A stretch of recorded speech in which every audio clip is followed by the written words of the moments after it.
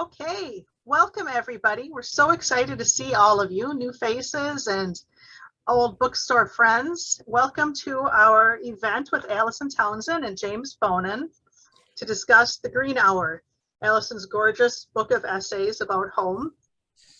And for those of you who are just doing your first event with Arcadia, James Bohnen is the owner of Arcadia. And Alison has just been a wonderful friend of ours, basically since we started. In addition to this beautiful book, Alison has two collections of poetry and another book of essays on nature that we carry at the bookstore and we absolutely love as well. So we're going to start. James and Alison are going to have a conversation. Alison's going to do some reading, and then we're going to open it up to you for any questions or comments you have. So you can put your question in the chat if you don't want to put your microphone on, or you can do the hand raise little icon and we'll just call on you. So we'll let James and Alison just start out with their conversation, and then we'll invite anybody who'd like to join in to do so. So James and Alison. Sounds great.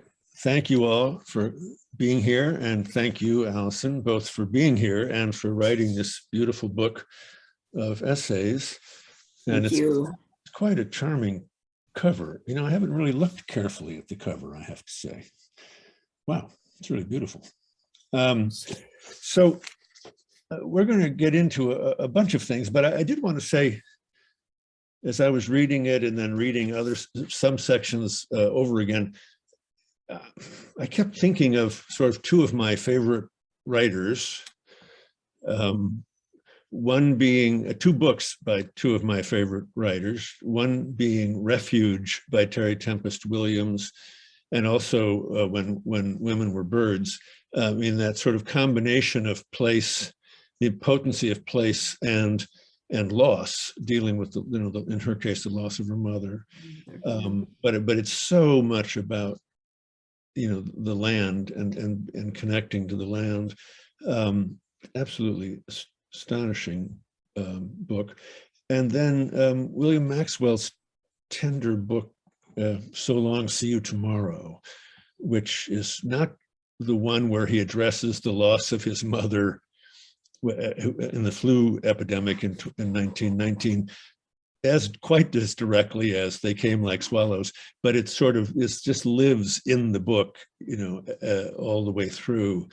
And that's very much about the place of Lincoln, Illinois, the town he grew up in. And then, this kind of sense of dealing with as you had to, which is a, terrible loss of losing your mother when you're quite young.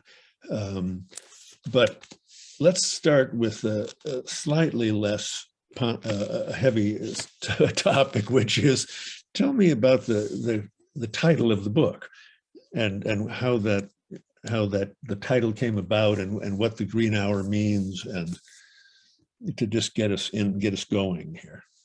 The title of the book is first of all, thank you both so much, Arcadia, for having me here. And I want to give a shout out to the University of Wisconsin Press for, having this book come out, during a pandemic, just amazing. So I'm so grateful to be here, and I'm so grateful to see so many people who I know out there. It's lovely to see you. The title of the book had many, many titles. None of which were very good, some of which were kind of ponderous and had, a kind of academic sounding subtitle. And the Green Hour it's a phrase in the book. I refer to a certain time of day, late afternoon, early evening, when we look out over the land here and everything's just, sort of glowing like it's an illuminated manuscript, just gorgeous. The light is so beautiful. And so I wrote the phrase, the Green Hour, but I didn't know that it was the title. And thanks to Casey Lavella at the University of Wisconsin Press, when she read it, she said, "What if you called it the Green Hour?" And so it's, it's one of those instances of the title of the work was there. I just hadn't found it yet. I kept trying to call it the name for woman is River, and just sort of odd titles. So when Casey emailed me that, I was like, oh, why didn't I think of that?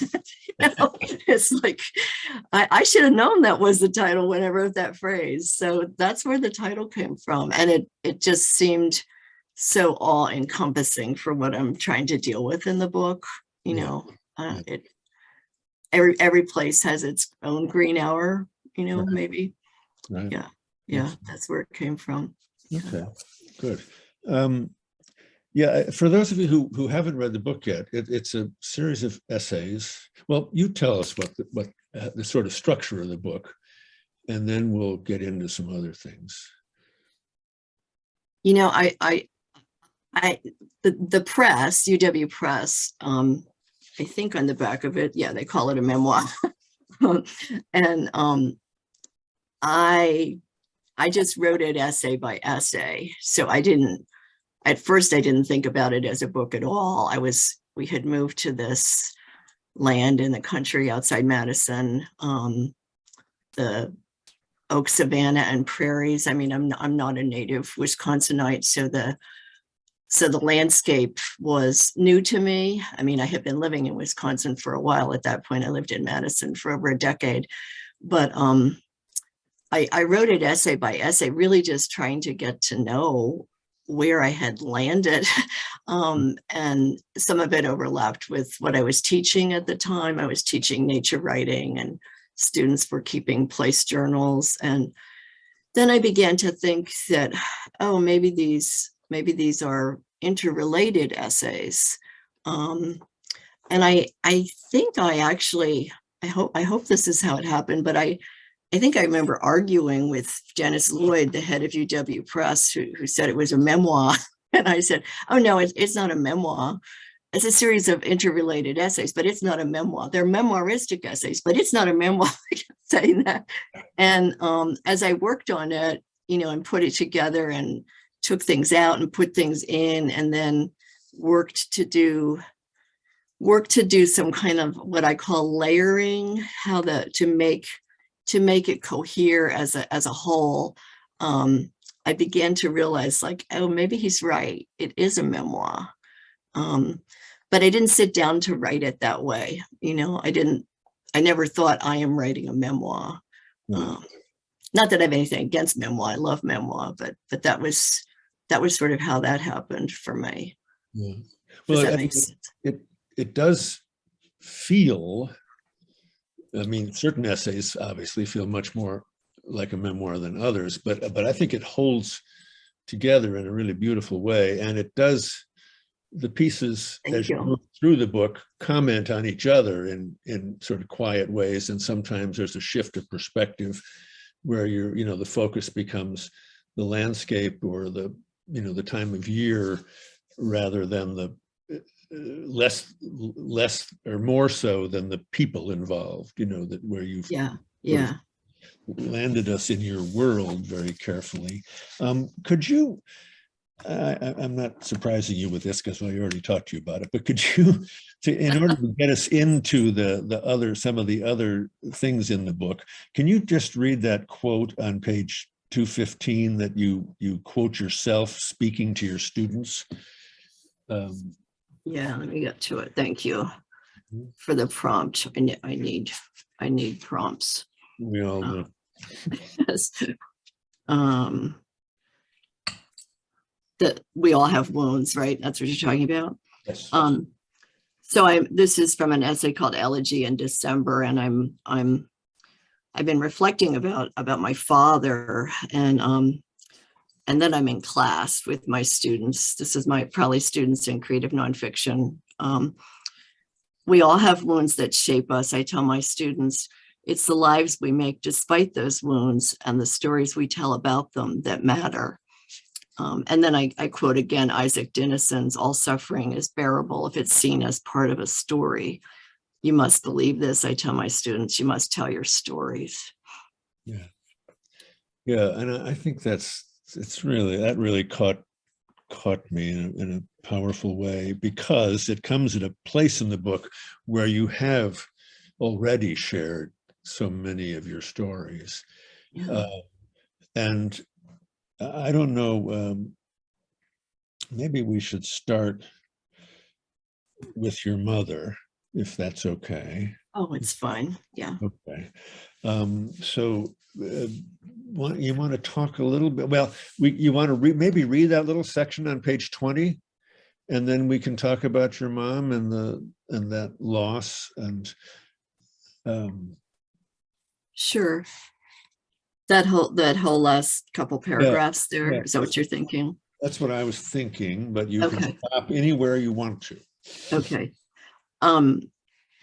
So this is from an essay called, for those of you who don't know the book, it's called Her Intricate Weave. And my mother, I had very long braids when I was a girl, almost to my waist, which you never forget if any of you have had braids when you were young. It's sort of your permanent identity, even when you have shorter hair.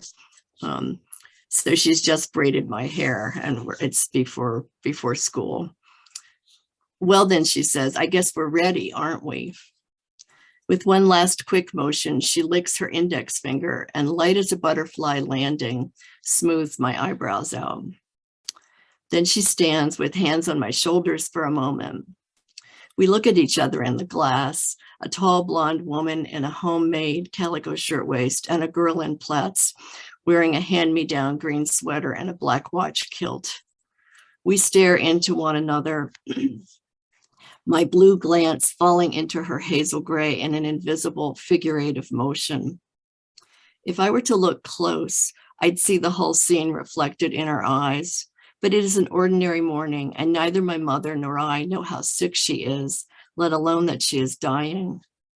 I do not even really understand that she is sick at all, despite her hospital stay the summer before, because she acts so normal, just like always.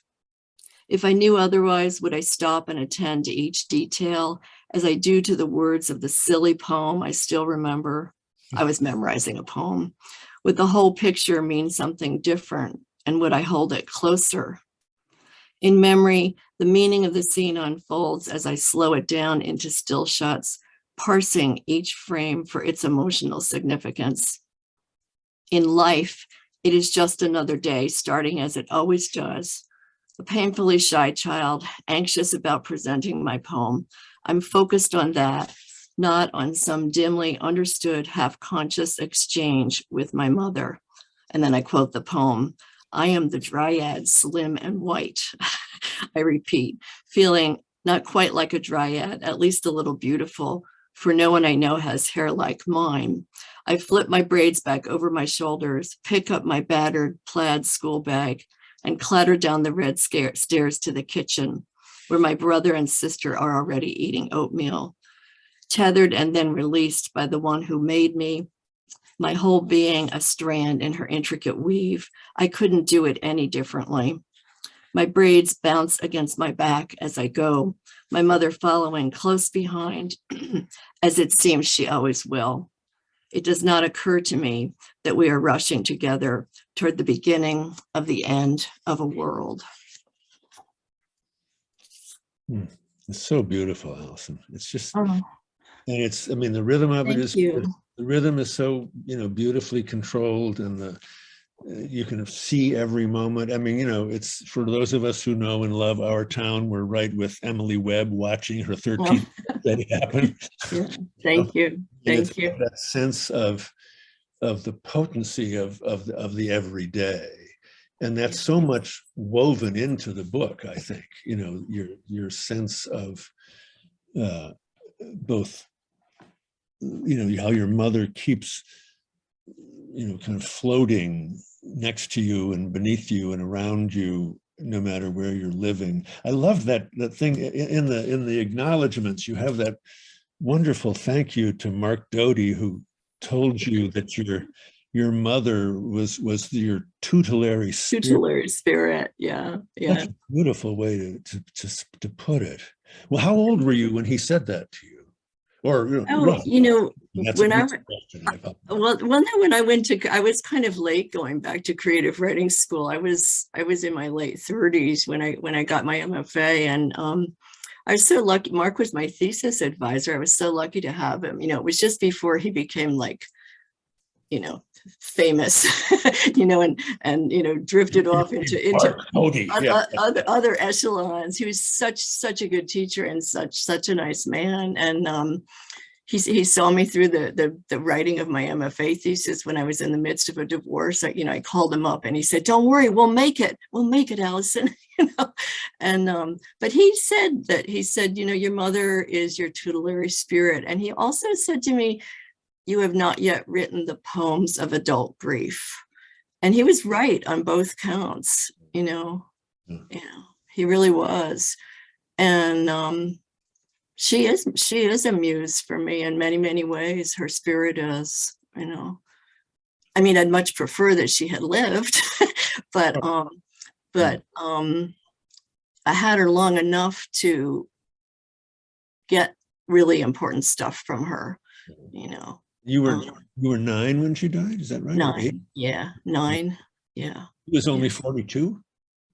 She was only 42, yeah. Gosh. Yeah. Really hard.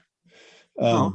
But it's you know, but yet you make us realize, I think, over and over in the book, exactly what you say to your students. I mean, you find a way to tell the stories that need to be told in a way that doesn't make us want to stop reading. It makes us want to continue reading and makes us wish we knew your mother. You know, in a really good way. She was special, you know. I mean, and we do have to tell our stories. I mean, I see Catherine Yetz out there, the beautiful Catherine Yetz. Hi, Catherine. And I'm sure she's heard me say these things. I probably said this all in class to Catherine, you know. So yeah, I mean, we all have those stories. Yeah, well, and that is true. Obviously, we all do. It's just many of us don't have the story you have. You know, we could only. I mean, my mother lived until I was in my 40s, and you know, and I value all the time that I had with her. Mm-hmm. But it's, you know, so I think you're really this. You know, the parts of the book that are about your mother are, I think, a gift to people who have to deal with huge loss and understand that yes, it's you know, it's a terrible struggle, but we survive and we go on and things quiet and we find a way to share the stories. Maybe let's do one more quick reading and then we'll talk about, you know, the way you moved around the country and all of that. But it's on page 54 when you're in college. Early morning at the pond, I think, is where it starts. Sure, yeah. I can tell your director, you're so good at prompting. You know, page 54, Alison. Although I guess the director isn't really the person usually giving the prompts, are they? The prompter. If I was directing you, I'd be saying page 54 again, Alison, and could we try to get it right this time? Okay, sorry. So when this summer I was 20, I lived on in a cabin on a pond in Vermont. I see Rob Gosselink down there. I think he came to visit me at the pond.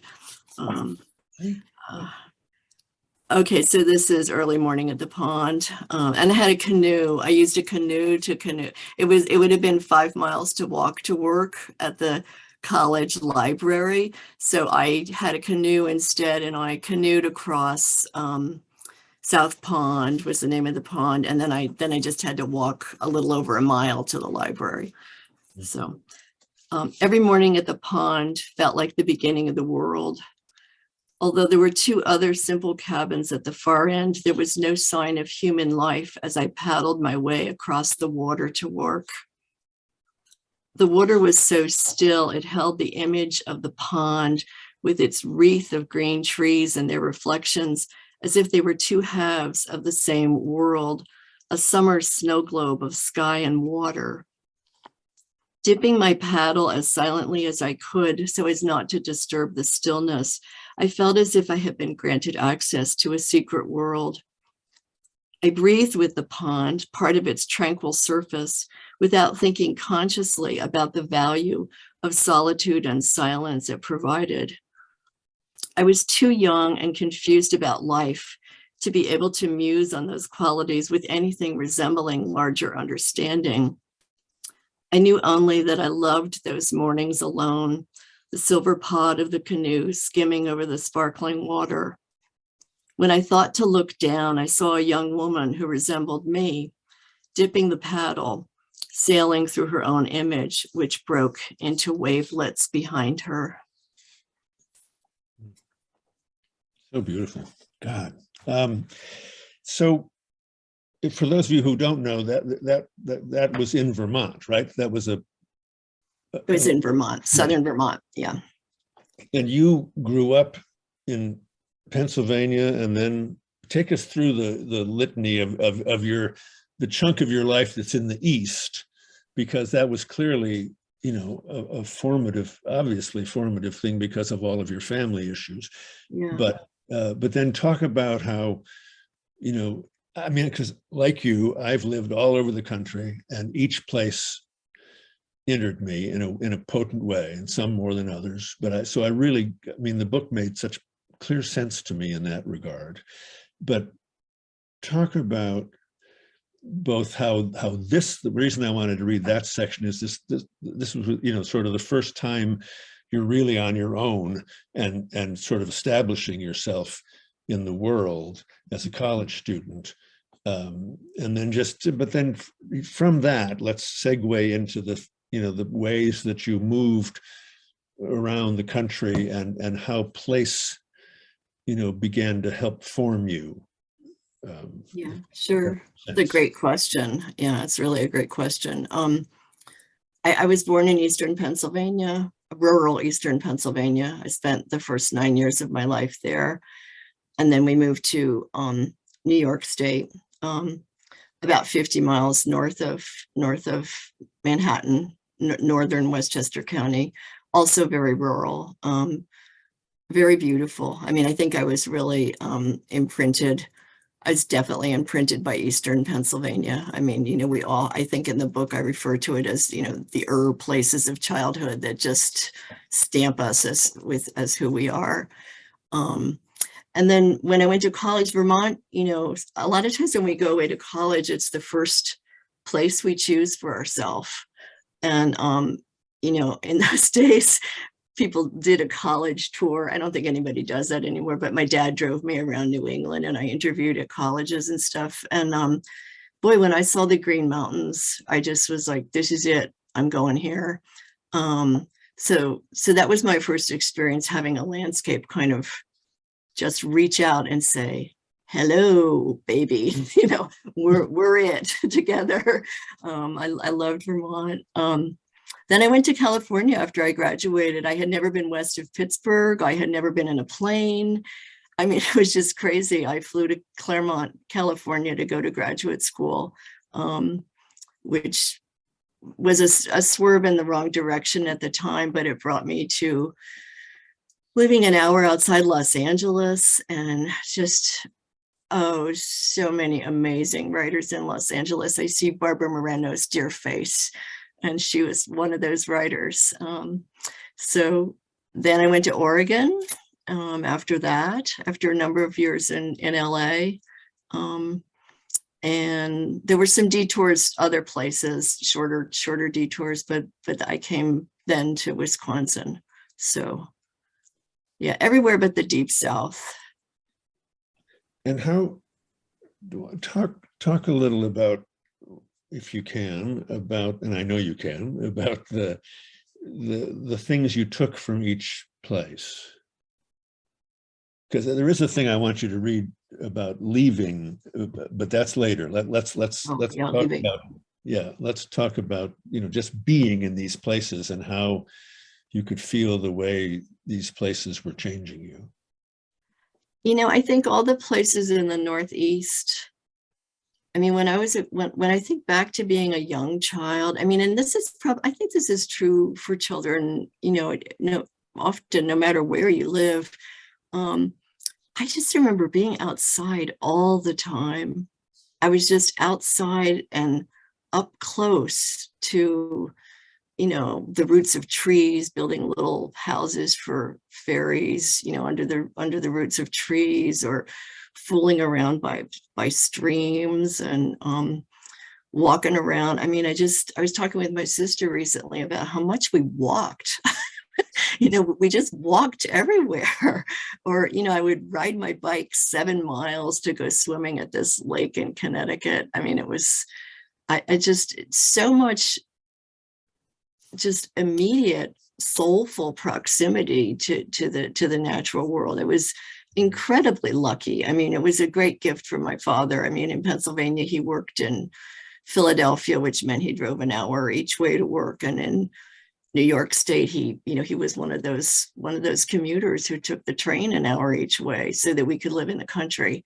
And then Vermont extended that, but maybe in a more, there's Hannah. I knew she would make an appearance. I'll be muting myself now. It's the dog that wants to be on TV. So, Vermont was maybe a more slightly consciously chosen landscape. And then California, boy, California just broke me open and remade me. I mean, it is such a magnificent landscape. The Northwest, I think, is probably my spiritual landscape, but so much about California still feels like home to me. The mountains and the ocean and the variety of the landscape. It just knocked me down and remade me. I mean, I would say, maybe Catherine Yates remembers me saying this in class, everybody should live in California for 5 years. I would say, she's not, I say that you have to do this as part of your education. Yeah. And then Oregon was kind of a spiritual home for me. And then Wisconsin, I really fought the Midwest. Sometimes I think I wrote this book because I fought the Midwest so hard. It's like, I am not from here. I still say that I'm not from here, but I had things to learn from each landscape, and the Midwest has taught me a lot. It has taught me a lot. It has made me very humble, I have to say. Well, that's a really interesting comment, because and you do write about all the places with great potency, but you can feel, as the book progresses and you get towards the sections at the end are more focused on your own land, the place you live now. It's very you can really feel it sinking into you and you sinking into it. So that it's really powerful without trying to be powerful. That's the beauty of it. And it is interesting, because I've lived in Northern California, and I love the area around the bay, the light around the bay, and the landscape. And I was startled when you were in your Southern California section saying, the people in Northern California are snotty turds, and they're horrible. I didn't say that. That's how I took it. But that's but it was but it was really wonderful to. I mean, I felt like that area that you lived in Southern California near Los Angeles, just it was so evocative the way you wrote about it, that it really made me think, gosh, I should spend more time down there. It's just really, really potent.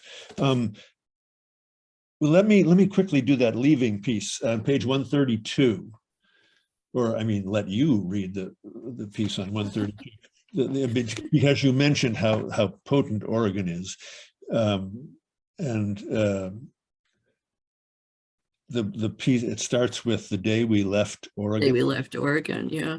I guess I'll just say before I read this piece about how heartbroken I was leaving Oregon.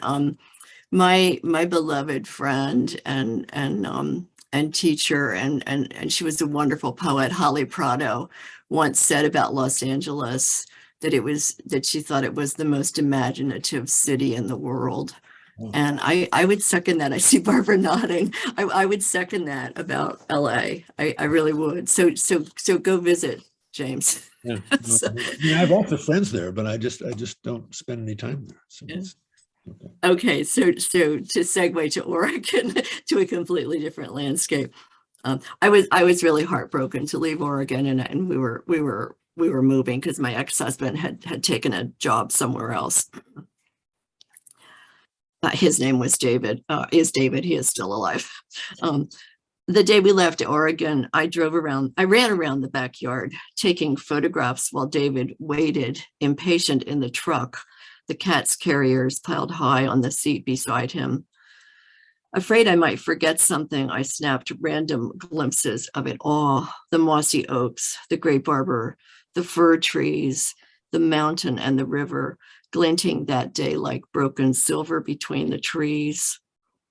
Every leave taking I had ever experienced seemed conflated into this one, and I felt frantic, panic-stricken, as if, like a small child, I might have to be pried away from the place, kicking and screaming. The last thing I did was go down to my Indian rock. This was a rock shaped like the old Indian head nickel. The last thing I did was go down to my Indian rock and stand there, the water swirling past, rill and stillness mixed together. I couldn't bear the idea that it was all going to go on without me, and yet of course it would. I belonged to the river, but the river wasn't mine. I thought again about the folk belief that rivers remember every voice they have ever heard. I knelt and splashed my face with water as I had that first day. Remember me, I whispered, dropping my voice into the river with all the others it carried. Then I turned and walked away as I had from so many other places. My heart was broken over leaving, but I was stronger from my time there. Right. Thank you for reading that. And then you came to Wisconsin, and you've been in Wisconsin since, well, for almost 30 years, right? Almost 30 years, longer than I've ever lived anywhere else, ironically. Wisconsin took me in. And you and Tom bought this piece of this house, what, 20 years ago now, about? Yeah, about 20 years. Yeah. 20 years, I think. Is it 20 years? Oh, he commented from the hallway where he's discreetly listening. That it's actually 21 years. So. Talk about this place. Tell us where it is and how it's changed you, how this place has changed you. It's about 15 miles outside Madison. Technically, we're in Stoughton. It's Rutland Township. It's 4 acres of mixed prairie and oak savanna, none of which were landscapes I really knew anything about when I came here. It's partially restored. We're not, it's like a lifelong project. I mean, it won't be restored even when we move on, but we're working, to get it as much restored as we can. It's on top of a drumlin, which is a geographic formation left by the glacier. They're sometimes described as being shaped like an earthen tear, which I think is really beautiful. I think I use that description in the book. And I mean, when we moved here, we had looked for a really long time for a place in the country. I thought we would find an old farmhouse because that was what I had grown up in. And old farmhouses were either falling down or they cost $1 million, you know. So we bought a fairly new house on these 4 acres. And I think I hadn't, except for when I lived in Oregon, I hadn't lived in such close proximity to the natural world. And I mean, when I look out my window here above my desk, I can't see any houses to the west or to the north. We do have a neighbor up the hill. And I just kind of apprenticed myself to this place without realizing that was what I was doing. You know, I learned about oak savanna and how it works. I learned about prairies, which are just so amazing, you know, roots that go 12 feet deep. You know, they're just, you know, we learned to burn the prairie. We learned to do, I mean, it was just a phenomenal kind of education that I wasn't expecting to have from the land itself, you know, and the creatures that inhabit it, you know. Yeah, you write beautifully about all the wildlife, but it's very, the way you write about the house and your views from the house and the way that the sounds that you hear and the way the weather affects you, I mean, it's all very, very, you can feel a very thoughtful, observant person taking this new place in tiny bit by tiny bit and then finding a way to give it back to us. And it's really useful. You know, because I'm in Chicago, you know, I spend a lot of my time in Chicago, but I do have a house out in near Dodgeville. And I'm trying to restore an oak savanna right now in that house. It's just really, but it's really inspiring, you know, to read the way you haven't tried to force anything. You know, the lands just kind of come into you, little bit by little bit by little bit, and it's a really wonderful way to think about the potency of allowance, you know, of letting things happen to you rather than trying to force them in some way. I see that Nancy's about to ring a buzzer or something to say that it's now 20 to 8, so we should open this up to questions from Nancy, the gatekeeper. Yeah, the gatekeeper. Everybody loves Nancy's really weird new glasses. They're really great. Okay. So right. Questions from the audience. Has a really lovely question here. As one of your former students, Alison, correct? Who is courses, you've often spoken weaving or braiding themes into creative nonfiction pieces. What do you feel were your main strands that were put together to create this book? Ooh, that's a great question. Who did that come from again, Catherine? Yes. Oh, I should have known, Catherine. The main strands, well, obviously the mother strand, the loss strand. You know, I sometimes felt like I was doing one of those braids that got, you know, has like way more than the traditional 3 strands that you're weaving, because I had all these places to weave and I had all these sort of chronologies to try to put together in some way. So, I mean, in a way, every place was a strand. I would say that, excuse me, paying close attention and looking very carefully at the world was a really important strand. I now sound like I have about 16 strands, don't I? But it really felt like that many strands. And then when I was revising the book, I worked I worked really hard. I was saying to Tom, my husband, tonight at dinner, I didn't realize, he said, you slaved when you were revising.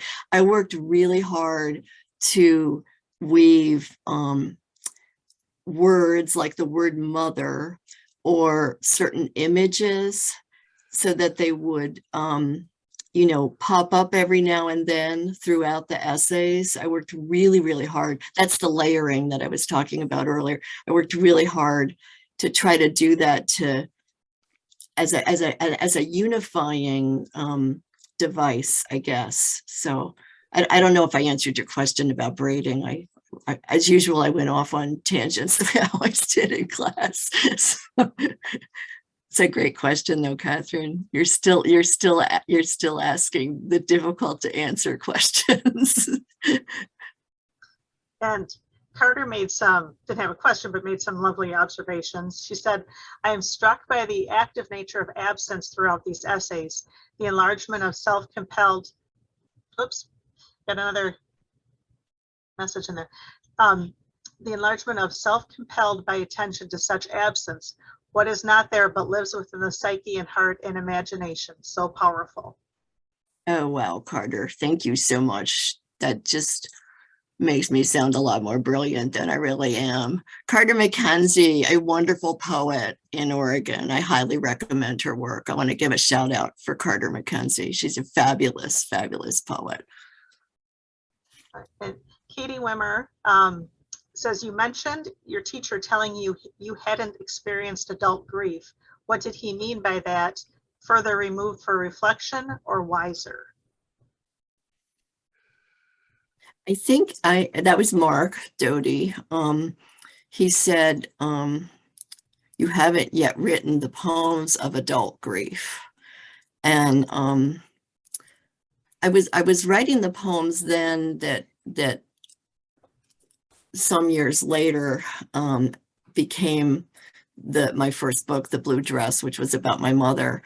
And I think he might have meant specifically, I was also writing I think I mentioned, there's my cat in the background. I think I mentioned I was going through a divorce when I was in my creative writing program, my grad program. And I was writing really, really bad poems about that. I have to say, they were like embarrassingly bad. So I think he was partly referring to that, but I think he was, what was the second part of that question about reflection? Yeah, did you need to be further removed for reflection or did you need to be wiser? Probably some of both. I mean, Mark is such a nice guy. He probably would have said further removed for reflection, but secretly thinking that I needed to be wiser. But yeah, probably some of both. I hope I answered that question, Katie. Yeah. Okay, those are the only questions we had in the chat. Does anybody have a question they'd like to ask Alison directly? I would. Hey, Todd. Hi, Alison. I was so moved by this book. You know, your writing is so rich that it took 10 days for me to read what looked like a slim nonfiction that I would just breeze right through and recommend. But, you know, but when you wrote Persistence of Rivers, which is part of this book, you know, that just expanded upon that. And I just found it very powerful. So when you're done writing a book like this, which seems so precisely crafted, is there something you left out that you wish you would have included? Oh, wow, Todd, that's an amazing question. You know, I look around this place every day and I think, oh, I should have written about that. You know, oh, I should have written about this. You know, I write about Island Lake, which we can see from our back hill. It's a small glacial lake. And I've never been on the island. I've still never been on the island. Now the DNR owns the entire island. It used to be private, you know, you couldn't go on it. I still haven't gone on the island. yeah, there's things I feel like I left out. I made it as complete as I could at the time, that I was writing it. But yeah, I mean, books, they teach us something while we're writing them, and then we go on to whatever the next thing is.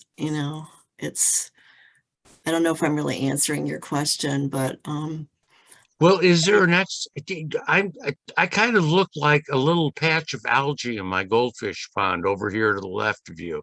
So, just yeah, so I'm really a human and I'm not an algae. But what are you working on something new right now? I'm working on I mean, it's really in some ways a completely different collection. I have a collection of essays about female coming of age, Yeah. all sorts of things from, what it's like to look in the mirror as a young woman to perfume. I have an essay about perfume, some essays about domestic interiors. I'm really, really interested in the interiors of houses. So it sort of mixes all those things together. And I have another collection of poetry in the works. Okay. Wonderful. Yeah, it's called The Zoologist's Daughter. It's inspired by the title comes, my mom was trained as a zoologist, although she didn't practice. So yeah. All right. Thank Well, you. thank you. Yeah, keep looking at that algae. Yeah.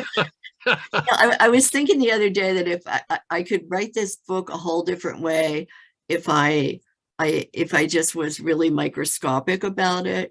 I took a great class called The Kingdom of Green with the poet Nicole Brown, and she actually had us get one of those little loops, one of those little tiny magnifying glasses, and we each had to pick a tree for the whole time we were in the class and observe that one tree and develop a relationship with the tree. So I was looking at the lichen on I mean, there's a lot to look at, just, and there's Yeah. that square inch exercise. You could do that with your algae. Yeah. Anyway, yeah. Thank you. Thank you. Mary Pat has a question. Not so much a question as a comment. I have not read your book yet. I'm picking it up this weekend at Arcadia. It's sitting on the shelf for me with my name on it. And after just listening to your little excerpts, and listening to other people talk about it, I'm so excited to read it. But I think what I'm taking away from what you've said is the importance of stories to each of us. I mean, you've read to us not very much about your mother, and you've talked a little bit, and I kind of feel like I know a little bit about her already. I mean, clearly I never knew her, but your story has brought her to life, and that really connected with me. I think I lost one of my younger brothers about 10 years ago, and we lost him. He struggled and lost his battle with depression. So stories have been really important for us when you're trying to make sense of somebody's life. And there were 5 of us, now 4 of us, and we get together and we tell the stories. We talk about my brother Vince. I mean, clearly we know he's not here, but he's a person, and his stories, and those stories help us remember who he was and still ground him in that place as the center child in the family. And I find the same thing now. My mom is 97, and I mean, I listen to you and I think, oh my gosh, I'd love to write a book about all her stories because they're great. I'm not sure I have the talent to write the book, but I can tell the stories. And, I've told my friends and friends of mine who have never met my mother, never will because she lives in California. They go, oh, we know your mom because you tell us her stories. And And so that's why I'm even more excited now to read your book, because I think Yeah. I'm going to learn more about you and your mom. And I may find myself, talking about things that I really know nothing, but you're giving us that by sharing that with us. So thank you. Oh, thank you so much, Mary Pat. That's a beautiful thing to say. I mean, I think that's the gift of telling our story. I mean, who are we but our stories? I mean, we are our stories, and we all have a home story, and we all have a lost story of one kind or another, and I think what you were saying about telling the stories about your brother, I mean, especially, I think the greatest thing that anybody ever said to me about the experience of losing my mother when I was young, and I think this really speaks to any loss, and I felt it with subsequent losses, when one of my brothers died and when my father died. She said to me, she was a very wise older friend, and she said, just because someone dies doesn't mean you stop having a relationship with them. And I was like, well, duh, it's like, how obvious is that? And I don't know, I was probably close to 30 when she said that, and it was revelatory. It seemed revelatory to me, but I think that's part of what stories do. They keep that person in our lives, so yeah, tell your stories.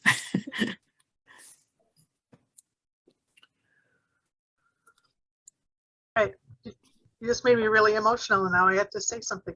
Okay, James. James, I think that you wanted Alison to read another section. Did you say that to me? Yes. Oh, I couldn't hear you. I'm sorry. Yes, I wanted to, there was a piece that, among many things that I could have asked Alison to read, but I would love, Alison, for you to read the last paragraph of Golden Grove on Leaving, which is on page 207. And by the way, that's from Hopkins, right? Yeah, that's such a great. Yes, gold. Yeah, Margaret, are you leaving over Golden Grove on Leaving? Yeah. So this is the last paragraph of this essay called Golden Grove on Leaving, and it's set in the fall, and I've been raking leaves. And I at the beginning of the essay, I mentioned Gerard Manley Hopkins, my college roommate and I both wanted to be poets, and we would walk to the dining hall reciting things by Hopkins. It's kind of embarrassing when I think about it now. Not that that's nerdy or anything. I wouldn't worry about that. So I've been raking leaves here at my house here at Deer Run, and actually, guess what? We don't rake the leaves anymore because it's better to let them lie. So something in this book it's already changed. So this is maybe dusk, cool fall weather. When I am finished raking, I lie down in the shifting, whispering pile, the pile being leaves, sometimes with Tom, sometimes alone. I inhale the scent I forget every year until it assails me again. Now in this season, when twilight is one shade deeper than blue, when the leaves crackle, a husk mattress beneath me, when everything rustles, then falls still. A single black field cricket chirps near the stone wall, its bright note faint and elegiac. I find myself hoping it gets into the house so it can survive the winter and gift us with the luck crickets are said to bring. I lie back in my raft of leaves, wondering if, quote, leaf bed might pass Hopkins muster, and stare up at the few leaves shining above me. I feel completely at home for a moment, all my years of wandering having brought me to this.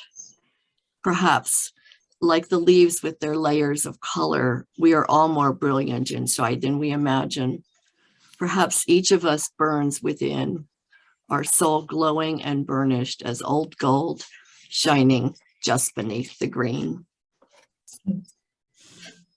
It's really wonderful. And I think it ties in with what Mary Pat just said. And it's, you know, the potency and belief in storytelling is so crucial to ourselves and our way that we relate to each other and to the world. But it's a beautiful, beautiful book, Alison, and it's Thank you, James. Book that'll mean a lot to a lot of people, and we're happy for you and proud to have the book to give to people. Well, I guess you have to sell it, but you know what you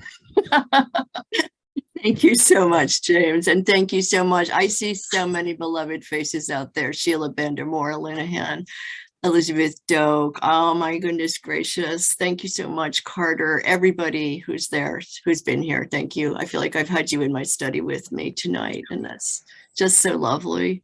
So thank you. Thanks. Everybody. Night, night. Night, night.